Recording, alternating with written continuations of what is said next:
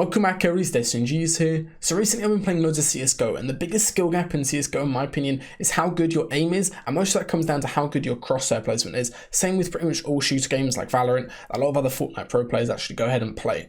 So in this video, I'm going to be comparing 3 levels of crosshair placement. So I'm looking at some examples from me and CS, kind of explaining it, and then also getting some 2 pro examples. So I'm looking at Martoz from FaZe, who's an absolute boomer, and he's got really low senses. He's a perfect player to actually look at some of his gameplay clips explaining how his crosshair placement is so good, and a couple of things you can learn from. And then for our actual top tier pro player, I'm looking at Noahreyli, who I think has probably got the best mechanics in the world at the moment. He's really well known for his mechanics, and we're actually going to be looking at exactly how good his crosshair placement is, and his crosshair control, as well as a whole load of different things that he does in terms of creative to actually work on this, and a bunch of maps that he's done in the past. I hope you guys enjoy this video. It's going to focus on 3 levels of different kind of gameplay features rather than just gameplay itself. So what is crosshair placement? Crosshair placement is basically understanding where your opponent's going to be peeking from, so you can always create an advantage in the fight. You basically want to be playing kind of an angle where your opponent is going to walk into your crosshair. You've got it perfectly lined up either at the head or the upper chest area, can be able to kill them very quickly.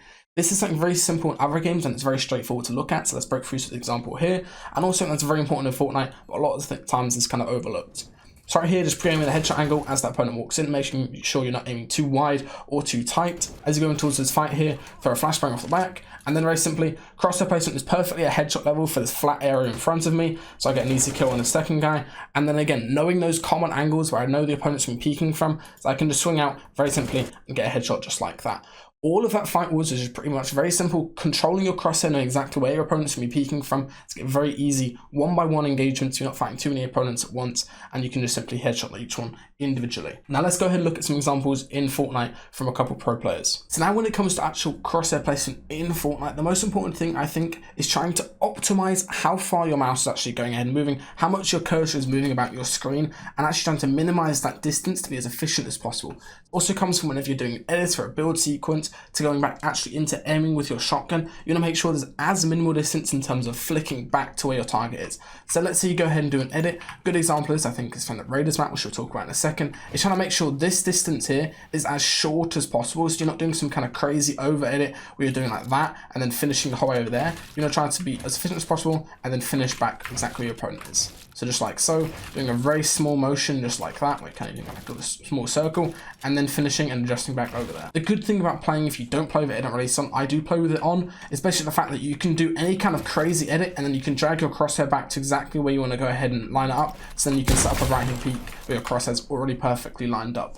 Let's go ahead and look at some actual pro clips of people doing this from creative montages or just arena montages, so I can kind of break this down a little bit more. Now the first pro that we're actually using is FaZe Martoz. This guy is the perfect example because he is in fact a boomer. He's 24 years old, he's born in the 1990s, believe it or not, and he's a perfect example of this because a lot of these older players, even in other games, is the fact they're a lot slower mechanically, but Martoz still looks like he's at a really quick mechanical level, and he is, just because of how optimal he uses his crosshair and how quick he is with all his edits. So right here is a perfect example. Very simple wall edit and then cone piece control combination, but Martoz doesn't do anything too crazy with this crosshair. You can see as soon as he does this edit, he's perfectly back at this flat horizontal headshot level. He's slid in the cone as well, and he sets up a very simple one pump straight after. Whenever it comes to one pumps, so whenever you're on a flat level surface, all that comes down to is how minimal you have to move your crosshair. All you have to do is do the edit, then you can adjust back and flick to where your opponent is. And obviously the main thing is you're not trying to over flick and be too kind of flashy or mechanical, unless obviously you're trying to get some crazy creative clips. You need to be as consistent as possible with your edits. Another really good example from Martoz here, when he's doing this kind of free build sequence on this other player, is exactly how each one of his mouse movements flows into the next one and lines up his crosshair really well to get a one pump. He's going for this edit sequence on this other player. He's going through and doing all these different edits and builds. As he comes up and gets this wall, look at the edit he does. Top left to bottom right, already meaning that his mouse is moving over, gets the cone over, and the important thing here is that he's not over flicking to get this piece control of the cone. His mouse is already in a perfect position to go ahead and place the wall. Now the wall that he does is pretty much perfect and very simple. It's bottom right to top left, kind of top middle area, which means that his crosshair again is perfectly lined up already on the player as he's completed the edit. If he did the edit the other way around from top left to bottom right, just like so, then it's going to be the incorrect spot and he's going to have to end up adjusting the whole way back over, and his character model is going to be blocking him. So instead of doing that, he does it the correct way. Make sure you adjust over. This guy's looking like a bit of a flopper. So it's a really easy elim on the other player. Again, all very simple things, each one's flowing into each other, and that just comes from being really efficient in terms of your warm-up and making sure you're applying the correct things. Okay, so now for the actual person I think is probably the best in the world at crosshair placement and as being efficient as possible is Noahreyli. I'll go ahead and play this clip if you guys don't believe me, but you probably should because Noahreyli is the best fighter in the world. Like, I don't even know what is going on in this clip just because of how efficient he is being with every single motion that he's doing with his mouse. Literally, he's not even moving his mouse, it seems, and every single edit is just going through instantly as he's freeboarding. Let's take a look at some actual clips from Noahreyli in-game where he's fighting opponents and you can see exactly what I mean. Okay, so here we have an example from the infamous video Noah Highlights #1. Absolutely crazy video, it's got like 500k views, and this is a perfect example of how good his crosshair placement is even 4 months ago.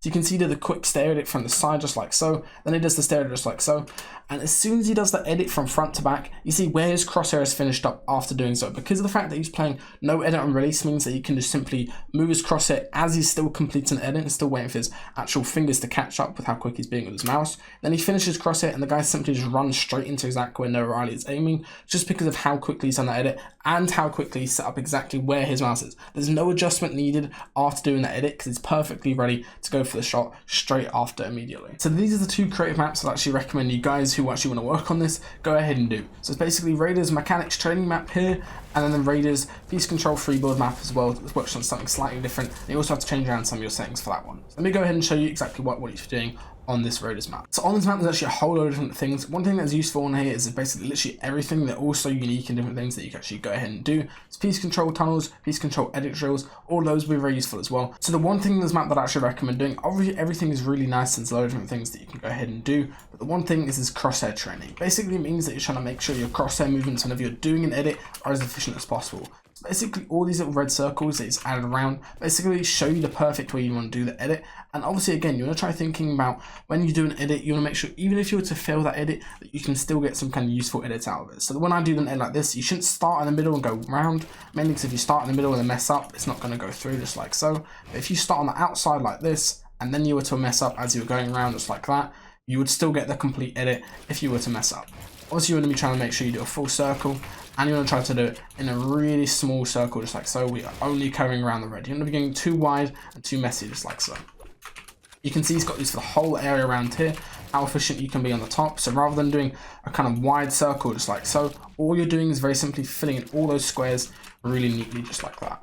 Same for these other peaks, just like so. Same for these walls up top where you're not over flicking way too far. So you can imagine if you were to start up here and then flick the whole way over there, you'd flick way over that way. You still have a long way to readjust to get your crosshair back over. And you can obviously always do these on different tiles as well. So you can do them standing up on a cone, you can do them standing from a round peak just like this, which is really nice.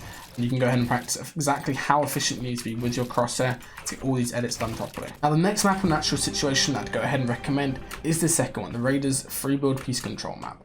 The one thing that's really nice with this map that I'd recommend doing is go ahead and load it just first of all, and then go into your settings, into your sensitivity, and remember whatever your current sensitivity you want. So I'm on 8.2 because I'm a mongrel fanboy, and go ahead and lower it at least by half. You can do even more than half, like down to 40 or 30% of its current sense.